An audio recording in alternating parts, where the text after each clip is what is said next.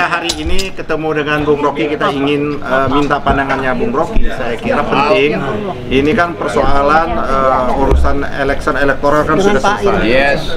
Dan Prabowo sudah dinyatakan dan sudah diterangkan oleh KPU dinyatakan pemenang. Oke. Dan insya Allah nanti akan dilantik pada tanggal 20 Oktober bulan ini. Kira-kira dengan pokok persoalan yang banyak sebagaimana kita diskusikan tadi, apa yang harus dilakukan oleh Pak Prabowo ini? Yang pertama yang mesti kita uji kimia psikologi antara Prabowo dan Gibran. Karena ini soal kepemimpinan. Mereka berdua akan ketemu tiap hari dan dengan segala macam perbedaan kultur, cara berpikir itu, etik segala macam itu, kemampuan retorik. Jadi kita bayangkan misalnya bahwa konflik itu pertama-tama akan terjadi di dalam koalisi, lalu melebar menjadi konflik diam-diam soal leadership di antara presiden dan wakil presiden. Nah, pada saat yang sama, ketika konflik itu mulai muncul, yaitu terutama ketegangan di antara presiden dan wakil presiden, ekonomi kita pasti memburuk. Karena ketegangan global, supply chain yang terganggu tuh, semua parameter tentang moneter itu mulai merambah dan membuat kita kelimpungan, bahkan mungkin potensi ras akan terjadi.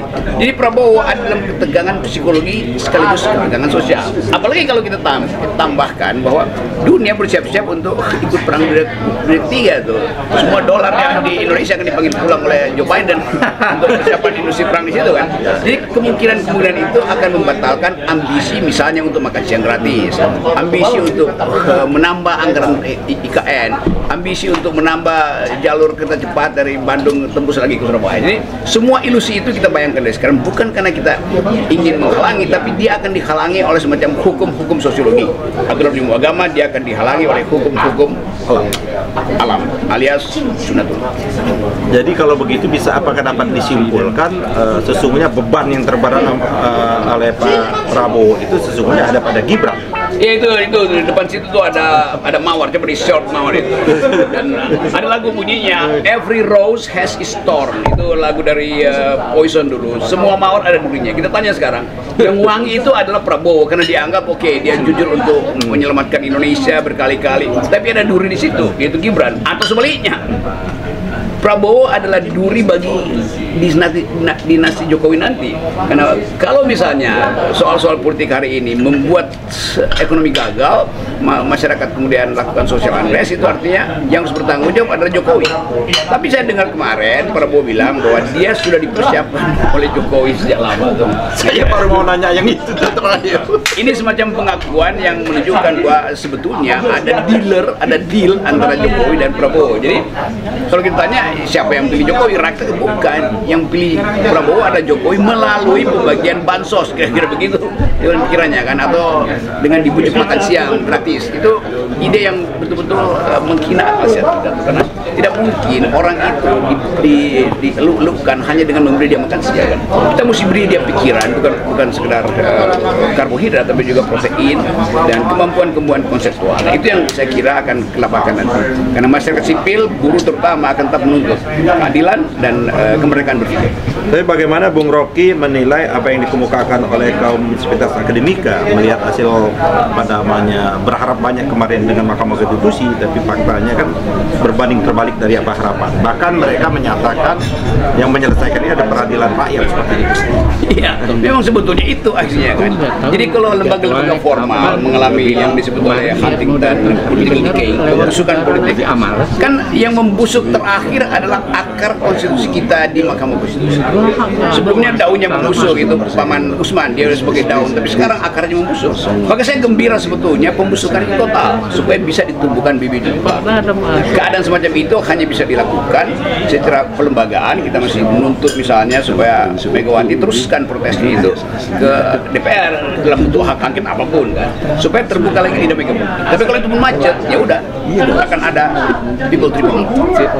Kita di dalam negeri atau dibuat di luar negeri. Artinya rakyat mencari jalannya sendiri. Rakyat mencari jalan sendiri dan arus rakyat itu selalu tidak bisa ditahan oleh kekuasaan. Yang terakhir, ya, apa yang diinginkan diharapkan kepada para pendukung, relawan yang mungkin sudah mulai goyah melihat mereka berharap cukup banyak kepada pasangannya, tapi di akhirnya itu terjadi zigzag yang luar biasa. oleh elit-elit partai ini. Iya, terlihat bahwa Yang kata Bung Rocky itu munafik besar itu. iya, konkurensi atau koherensi berpikir ideologi politik dari elit itu ternyata berbanding terbalik dengan apa yang diharapkan dari rakyat. Kan rakyat menghendaki 01, 03 itu tetap dalam posisi oposisi. Rakyat berapa persen? 48 juta rakyat. Kan Prabowo dapat 58 juta tuh. 58%. Jadi Itu angka konservatif itu ya. yes, berarti ada 48% rakyat Indonesia menghendaki partai Nasdem, partai PKB, partai PKS, partai PDIP untuk membackup suara rakyat. Sekarang 3-4 orang elit mengatakan kami mau bergabung. Bagaimana logikanya tuh? Seluruh rakyat menghendaki tapi elit mau bergabung. Jadi memang kelihatan bahwa kita masih dangkal dan berpikir. Untung sekali Pengadilan Jakarta Selatan kemarin untuk memutuskan bahwa kepentingan publik itu bisa diucapkan dengan cara yang bahkan menghina presiden, dan itu kesempatan kita untuk meneruskan. Dan saya berterima kasih pada lawyer-lawyer yang membela saya, termasuk Egy Sujana yang secara vokal mengatakan bahwa tidak ada di dunia ini pikiran itu dikendalikan oleh kekuasaan tuh. Dan dalil Egy Sujana memperkuat hakim yang membebaskan saya dari tuntutan orang gila yang menyadari. Artinya kawan-kawan kata-kata bajingan tolol yang diadreskan itu sah dan legal dan tidak jadi masalah hukum. Terima kasih. Kita ketemu lagi. Selamat sore. Assalamualaikum warahmatullahi wabarakatuh. mantap deh. Tapi brother, dugaannya serasi nggak Jokowi sama si Gibran? Itu kayak Kayak kimianya tadi. iya, itu kayak kimia otak tuh mendengkul. Enggak ada. Jadi Enggak ada ya. mantap. Ini gue bayangin misalnya ya, ini Off the record, off the record. gue bayangin